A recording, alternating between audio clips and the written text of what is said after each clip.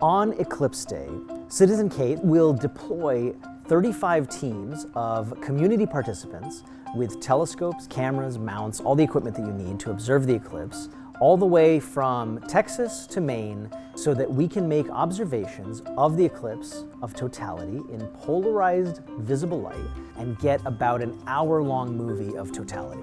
When you look at a total solar eclipse, you look at that bright corona, you're not actually seeing light that's coming from the corona itself. You're looking at light that came from the surface of the sun. It went out, and then it bounced around and moved through the corona to our eyes. When we're looking with our cameras in CATE 2024, what we're looking at is exactly how that light was bouncing around in the corona before it came to us. And the way that it was doing that tells us about what's happening in the corona. There are a lot of scientific experiments that have questions so big that you can't do it just with scientists. You need to engage a huge team of people. And the best way to do that is to engage with the public. For CATE 2024, we need to have 35 teams of people all along the eclipse path. We just can't do that with professionals. We need to engage with community participants. That's the only way we can get the breadth of data that we need for this experiment. Anybody can join CATE 2024.